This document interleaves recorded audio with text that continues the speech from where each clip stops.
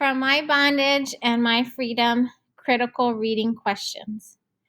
Before watching this screencast, please make sure that you have read and listened to the audio of the text from My Bondage and My Freedom that was posted on Wednesday, November 4th. Although these critical reading questions are not required for you to turn in for a grade, they will help you prepare for the test as well as the essay. So in this video, I will go through and explain all 20 questions. Question number 1. Why did Frederick Douglass's mistress, Mrs. Auld, stop teaching him to read?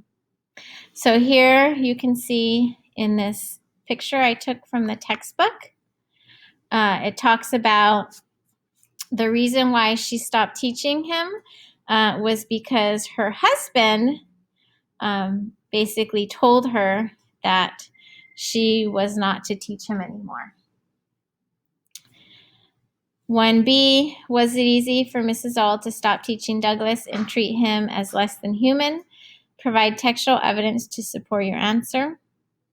So here you can see in the pictures from the textbook, it tells you at the bottom of page 521, it is due, however, to my mistress to say that she did not adopt this course in all its stringency at first. She either thought it unnecessary or she lacked the depravity indispensable to shutting me up in mental darkness. It was at least necessary for her to have some training and some hardening in the exercise of the slaveholder's prerogative. So basically what that means is, no, it wasn't easy for her to stop teaching him because it was just in her nature to want to teach him.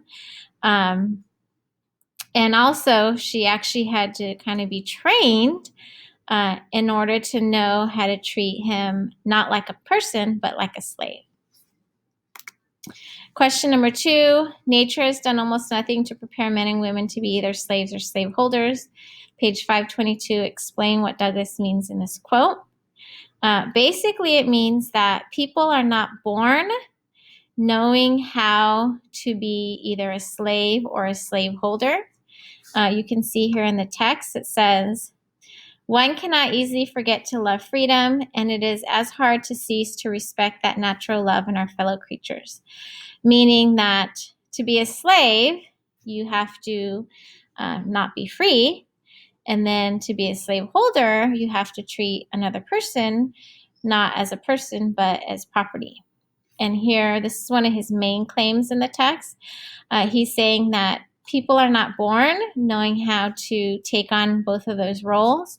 That's something that has to be taught and learned in human beings. Question 3, how does Douglass describe Mrs. Auld at the beginning of the excerpt? Provide at least one quote to support your answer. So here we can see on page 522, the quote says, Mrs. Auld, my mistress. That doesn't mean that's his lover. That means that that's just a term they use to describe the wife of a man who was a slaveholder. Was, as I have said, a most kind and tender-hearted woman. And in the humanity of her heart and the simplicity of her mind, she set out when I first went to live with her to treat me as she supposed one human being ought to treat another. So basically what that means is that she was nice and gentle toward him and treated him like a person. She treated him as one human being should treat another human being. So you can see here he speaks highly of her, even at the end of the text, because he knows that by nature, she is a good person at heart. Question 4, reread this passage and summarize what Douglass is saying.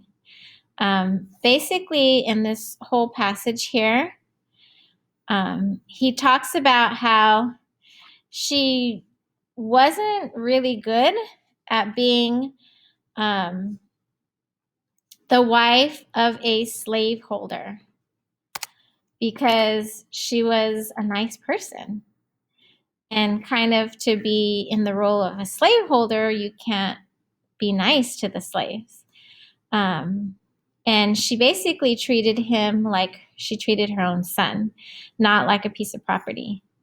And although it was hard for her to kind of change, once her husband told her to stop, she did eventually start to treat him like a slave. But everyone in the house suffered from this, not just Frederick Douglass. Question 5, provide 5 examples to support this quote that describes Mrs. Auld. That woman is a Christian, page 523. So here in this quote, you can see he says, there was no sorrow nor suffering for which she had not a tear. So she cried for people who were in pain. There was no innocent joy for which she did not have a smile. She was friendly and smiled at people. She had bread for the hungry, clothes for the naked, and comfort for every mourner that came within her reach. Question 6, according to Douglass, what effect did slavery have on Mrs. Auld in her own home? Page 523, explain and provide textual evidence. So here you can see in this picture from the text, lets us know that the fact that she had to become this role of the slaveholder's wife changed her as a person to the core. Slavery soon proved its ability to divest her of these excellent qualities. Basically, she was no longer the same person. She wasn't a happy Christian woman. She had to change her very nature in order to abide by her husband's role and be the wife of a slaveholder. Question 7, what extreme measure does Mrs. Auld take in following her husband's, Master Hugh's, advice? So here in the text, it talks about her not only stopping teaching him from reading, she actually became violent. Anytime she would see him reading, she would rush at him and snatch whatever he was reading from his hand. Why would she do this? Why would she go to that extreme? Basically, if you see this text, it says, in ceasing to instruct me, she must begin to justify herself to herself. So think about it. When you're forced to change who you are as a person, your very nature, that is not easy to do. She had to become someone different, someone she wasn't by nature. So she had to justify her actions to herself. Question 7 continued. What does it mean that Mrs. Auld realized education and slavery incompatible? So in those quotes you responded to at the beginning of this unit, talks about how when someone's educated, then it's harder to control them, right? Because slavery is about power and control over another person. But when someone's educated, you can't take that away, and knowledge gives a person freedom. Question 8, what did Mrs. Auld spark in Douglass she could not take back regardless of her husband's influence? He says, seized with a determination to learn to read at any cost. She sparked in him that desire for learning, and she could not stop him. What does the phrase, my mistress had given me the inch now and no ordinary precaution could prevent me from taking the L? Basically means that she taught him a little bit, and now nothing could stop him from learning a lot. Here you could see the footnote at the bottom of the text, what that means. Question 9, how did Douglass use his young white playmates? Here is a picture of the text that talks about it. Basically, since Mrs. Auld wouldn't teach him now, he had to find someone else to teach him, and he used his little white friends when he was allowed to go out and play with them. And he would basically kind of pay them with bread or biscuit, and some of his friends didn't even want that. They just taught him for the sake of teaching him. Question 10, why didn't Douglass want to mention the names of the white boys who taught him? Here in the text, basically it talks about it was an unpardonable offense to do anything directly or indirectly to promote a slave's freedom. So they would get in trouble because educating a slave was against the law. Question 11, what beliefs about slavery do Douglas's white playmates express when he asked them, have I not as good a right to be free as you have? Basically, they agree with him. He says he never remembers meeting a boy that defended the slave system, and that they believed he had as good a right to be free as they did, and that they didn't believe God ever made anyone to be a slave.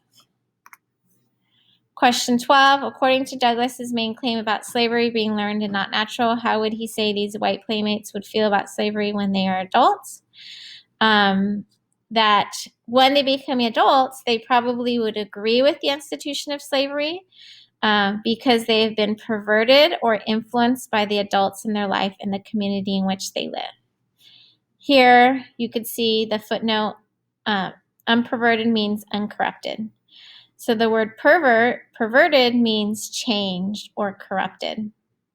Think about this quote. A person is not born with hatred and intolerance. That is learned. Okay, question 13. What do you think was Douglas's purpose in describing his white playmates' attitudes towards slavery? Basically, this supports his claim that people are not born knowing how to be slaves or slaveholders. These are roles that have to be taught. Question 14, what realization did Douglas come to as a result of his success in learning to read and his increase in knowledge? How did this realization affect him? This part is really sad here in the text. He says, he learned, I am a slave for life. To my bondage I saw no end. It was a terrible reality, and I shall never be able to tell how sadly that thought chafed my young spirit. So that's what he came to realize. He's a slave for life. Question 15. How did the school book that Douglas bought when he was 13 years old, titled Columbian Order, transform him from lighthearted to wretched and gloomy? Here in this part of the text on page 526, talks about how his ability to read led to his misery because it made him aware of his situation. His situation being that he was a slave for life, but the problem is it did not give him a way out of it. And then he says here, I've often wished myself a beast or a bird, anything rather than a slave. I was wretched and gloomy beyond my ability to describe. I was too thoughtful to be happy. There's a quote says, ignorance is bliss, meaning sometimes not knowing is better. And that was the case for Douglas. Before he was educated, he had no idea what was out there and what he was being deprived of. But now that he learned what was out there and what the world had to offer that he could not get, that's how learning how to read led to his unhappiness. Question 16, quote, the more beautiful and charming were the smiles of nature, the more horrible and desolate was my condition. Page 526, what does this mean? The more beautiful the world became through his knowledge, the unhappier he was because he knew he could never explore the world. Question 17, why didn't Douglas tell his mistress how he was feeling? What effect did the institution of slavery have both on Douglas as the slave and Mrs. Auld as the slaveholder's wife? Here on page 526 in the text, you can see that he didn't tell her because the institution of slavery put them in opposite positions. As the slaveholder's wife, it was her job to keep him ignorant, and as the slave, it was his job to stay ignorant. So basically, even if he told her, it wouldn't change the situation. Question 18, quote, we were both victims to the same overshadowing evil. She is mistress, I is slave, page 527. What does he mean? Basically, they both had to change who they were because of the institution of slavery. She had to change who she was by nature, and he had to remain ignorant and subservient. It's ironic that he calls her a victim because you wouldn't normally think of a slaveholder as a victim. This shows you how dignified he is. Question 19, explain how Douglas's experience supports Mrs. Auld's claim that education and slavery are incompatible. Master Hugh knew what was going to happen. He predicted this. It says here, as I read, behold, the very discontent so graphically predicted by Master Hugh had already come upon me. He knew what was going to happen to Douglas as a result of his learning how to read. Once someone becomes educated, you can no longer enslave that person. Maybe physically, but not mentally. And question 20, based on Douglas's excerpt, do you think he blamed Mrs. Auld for her change in treatment toward him? Defend your answer with textual evidence. No, he does not blame her. Look at these quotes from page 526 and 527. Nature had made us friends. Slavery made us enemies. It was slavery, not its mere incidents, that I hated. He does not blame her. He blames the institution of slavery itself. Okay, and that's it. Hopefully these reading questions help you understand the text better. And thanks for listening. Bye.